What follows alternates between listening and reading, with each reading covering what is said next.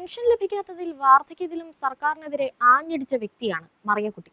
Pension ലഭിക്കാത്തതിൽ ഭിക്ഷയെടുത്ത് പ്രതിഷേധിച്ച അന്നു മുതൽ തന്നെ പിണറായി സർക്കാരിന്റെയും കമ്മികളുടെയും കണ്ണിലെ കരടാണ് മറിയക്കുട്ടി എന്നും പറയാം. ഇതെല്ലാം പ്രതിപക്ഷത്തിന്റെ കളികളാണെന്ന് സർക്കാർ പറയുമ്പോഴും മുടങ്ങിക്കിടക്കുന്ന പെൻഷൻ എവിടെയെന്ന ചോദ്യവും ബാക്കിയാണ്. മറിയക്കുട്ടിയാകട്ടെ പെൻഷൻ കൃത്യമായി കയ്യിലെത്തുന്നത് വരെ സർക്കാരിനെതിരെ പോരാടാനുള്ള ഒരുക്കത്തിലുമാണ്. ഇപ്പോഴിതാ ക്ഷേമ പെൻഷൻ വൈകുന്നതിനെതിരെ സർക്കാരിനെതിരെ വീണ്ടും ഹൈക്കോടതിയെ സമീപിച്ചിരിക്കുകയാണ് മറിയക്കുട്ടി. 5 മാസത്തെ പെൻഷൻ മുടങ്ങിയെന്ന് ചൂണ്ടിക്കാട്ടിയാണ് ഹർജി. കേന്ദ്ര സർക്കാരിന്റെ വിഹിതം കിട്ടാത്തതിനാലാണ് പെൻഷനുകൾ സമയത്ത് കൊടുത്തു തീർക്കാൻ കഴിയാത്തതെന്ന് സംസ്ഥാന സർക്കാർ നേരത്തെ നിലപാടെടുത്തിരുന്നു. എന്നാൽ മറിയക്കുട്ടിയുടെ ഹർജി രാഷ്ട്രീയ പ്രേരിതമാണെന്നാണ് സർക്കാരിന്റെ നിലപാട്. സർക്കാരിന്റെ ഈ നിലപാടിൽ ഹൈക്കോടതിയും കടുത്ത അതൃപ്തി അറിയിച്ചിരുന്നു. 78 വയസ്സുള്ള സ്ത്രീയാണ്. അവർക്ക് ജീവിക്കാൻ മറ്റ് മാർഗങ്ങളൊന്നുമില്ല. മരുന്നിനും ഭക്ഷണത്തിനുമായാണ് 1600 രൂപയ്ക്ക് വേണ്ടി നിങ്ങൾക്ക് മുൻപിൽ കാത്തു നിൽക്കുന്നതെന്നും കോടതി പറഞ്ഞിരുന്നു.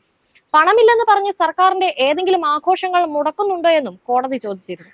സർക്കാരിന്റെ ആഘോഷങ്ങളെല്ലാം മുറക്കി നടക്കുമ്പോഴും ആയിരക്കണക്കിന് വരുന്ന വയോജനങ്ങളാണ് സർക്കാരിൽ നിന്ന് ലഭിക്കുന്ന 1600 രൂപ പെൻഷൻ തുകയ്ക്ക് വേണ്ടി കാത്തു കെട്ടിക്കിടക്കുന്നത്. അപ്പോഴും മനസ്സലിവില്ലാതെയാണ് സർക്കാരിന്റെ പെരുമാറ്റവും. പ്രതിപക്ഷം സർക്കാരിനെതിരെ